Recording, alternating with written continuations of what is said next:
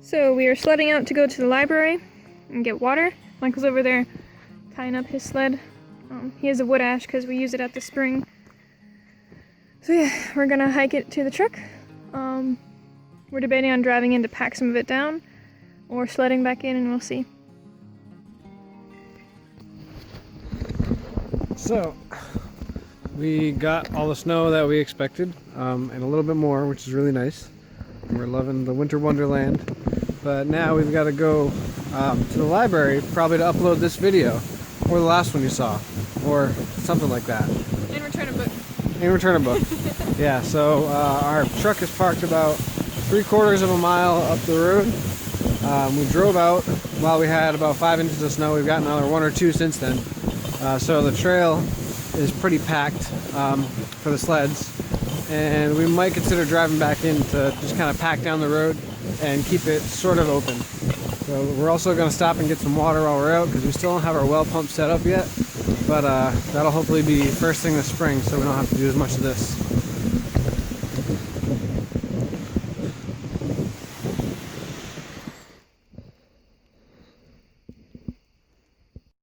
And this is the hill that we always dread sledding. Sledding up, that is. Even if there's not much in weight in the sleds. Where Coda is right now is probably about 5 feet higher than my head in elevation. So the top of the hill is all the way up there. And we've already climbed about halfway. So it's a pretty big rise. But we're just glad we don't have to do it on the way back with water and goods and such. So good thing is uphill is empty and downhill is full. So sometimes we ride the sled down. It's pretty fun.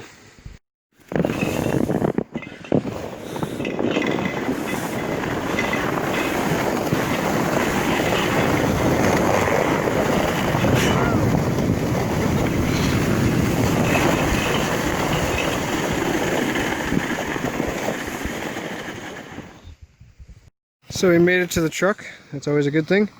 Looks like somebody plowed yesterday, but nobody plowed today, so we don't mind either way, really. There's one elderly woman who lives down this road about a mile down by the lake. And other than that, we're the only ones out here in this whole little section of woods and wilderness, so that's pretty cool. So we made it to the truck, and I'm glad that somebody plowed because it makes it a little easier to get out. There's still about another 3/4 of a mile to, you know, the class 2 roads or regular dirt roads in Vermont that are plowed. So off we go.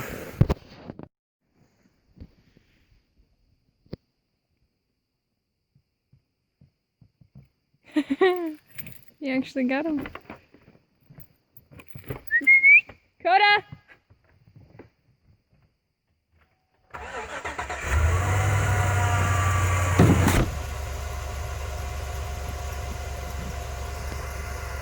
Good boy.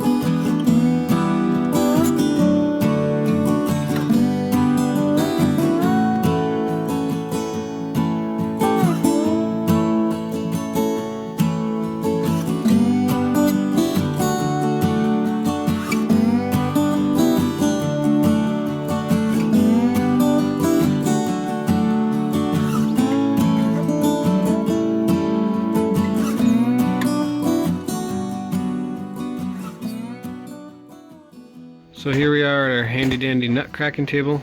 It's just a piece of stone and a cedar stump. And we're processing a bunch of red acorns today. So we have 2 different ways of processing that we've tried. We tried to hot water leach them, because you've got to get the tannins out of these guys before you can eat them, because they're really bitter. So we've tried to, that's hot leaching them, putting them in hot water, and boiling them until the tannins have gone out. Some people say to boil it till the water's clear, but just keep tasting them after 3 or 4 boilings. This probably took, I think, 7 or 8. So it took quite a while. So right now we're drying them to get these holes off, husks off. Yeah, there's a little papery husk. I'll shoot to a little clip right here of what it looks like when it gets off. But that's what came off of these ones. So these we just shelled and we sat next to the stove for a little while, and then we were able to rub the papery husk off. So next what we'll do with these, the difference between the hot water and the cold water method is the cold water leaching preserves the starch that's in these acorns, which is the really nutritious part, right? So this is what gives, you know, there's no gluten in acorn flour because it's not a grain. So it helps, you know, the acorns bond together a little bit more if you're making acorn cookies or acorn bread or something like that. When you hot water leach them, the starch goes out with the hot water. So what we're going to do with these is we're going to grind these up to a coarse flour using our corn grinder, and then we're going to show you how we cold water leach them. And these are other nuts that we've collected last fall and store for wintertime eating. This is a black walnut, Juglans nigra, and we crack these open and eat them all the time, several times a week. And this is a butternut, or a white walnut. It's part of the Juglans family as well. And these we crack not as often as the black walnuts. They're both an excellent source of fat for the winter, non-rancid fat, because they're still stored safely. The amino acids are still stored safely in their shells. So as long as we're fresh cracking them, we're getting healthy fat, healthy protein, super local because it's grown right down the road. So not to mention, these crops also pull carbon from the atmosphere. They help. A lot of people are saying we have to stop climate change, but trees actually reverse it. So they're pulling carbon out of the atmosphere as they're living. And they're also giving us food. So how about an amazing gift of trees?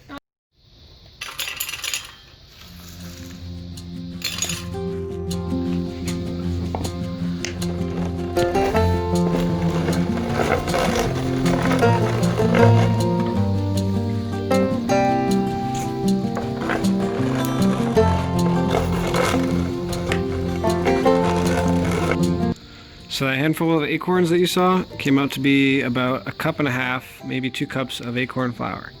So this is not for long time storage. We're not gonna. Well, you don't want to store it long anyways. Right, we're not gonna grind up massive amounts of acorns and store them because the fats will go rancid, and you'll have rancid flour, which is sort of an actually anti-nutrient. So next step with this stuff is we're gonna put it in a jar of cold water. And we're going to cold leach out the tannins, which preserves the starch and will help with baking. And that takes a couple days time, depends on the acorn. We don't really know. This is our first time cold leaching this particular type of acorn, so we will wait and see. Probably maybe 3 days or so, maybe less. So we're going to change the water every 24 hours, and we're going to taste the flour as we go after the first 2 soakings, first day or 2, and then we'll see how it tastes. These are the hot leached acorns that we will first get this papery, oops, I kind of squished that one. First we'll get this papery husk off. You can kind of see the color right here. Let me see if I can get it good. Here we go. This husk comes right off now that they're dried. They're brown not from being cooked on a stove or dried. They are brown because the some of the fatty acids oxidized in the water, I think, or something like that. So they're not as blonde as these acorns were, but that's not really that big a deal. There's just no starch in these because this came out with the hot water.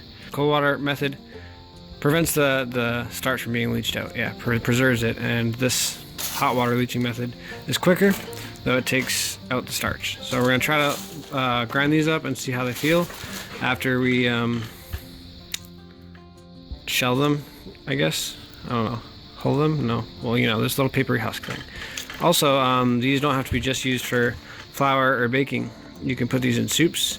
You can make like sort of biscuit things with them, sort of like acorn energy balls.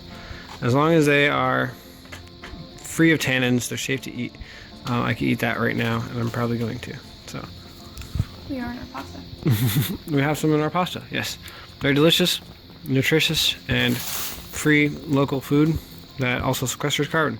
What's not to love?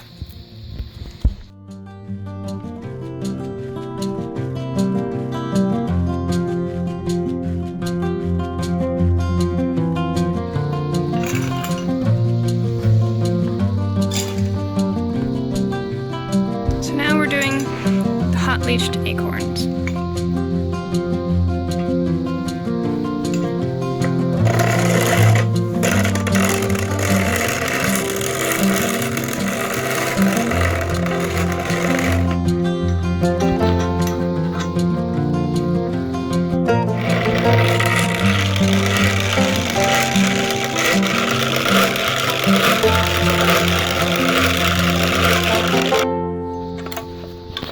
So we're pretty happy with this little grinder.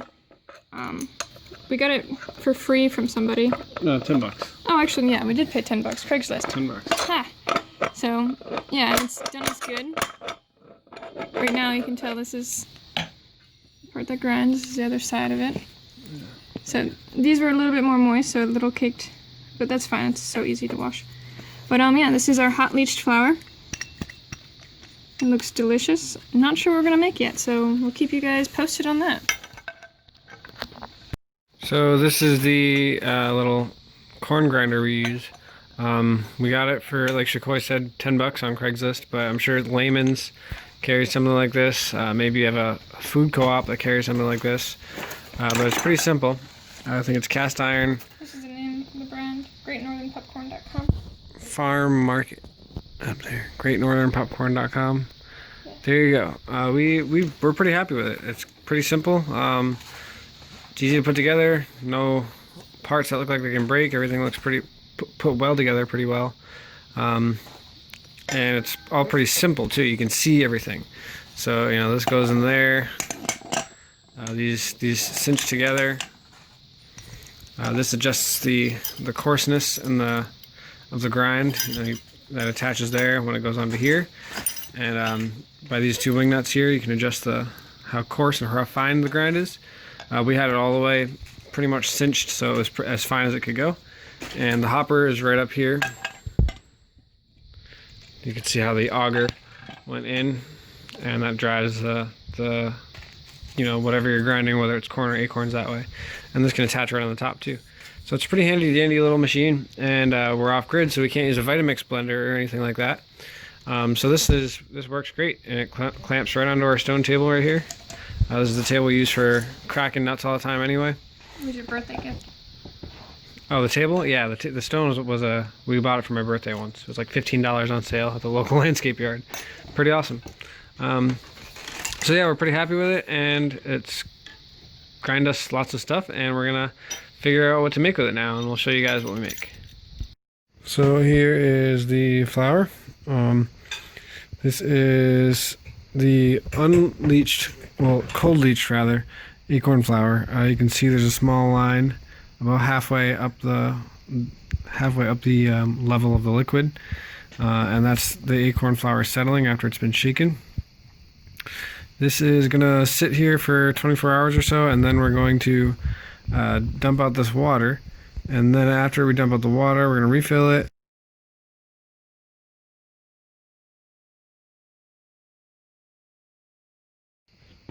So we're baking acorn cornbread with our hot leached acorn flour, and we're gonna see how that turns out. We will let you guys know.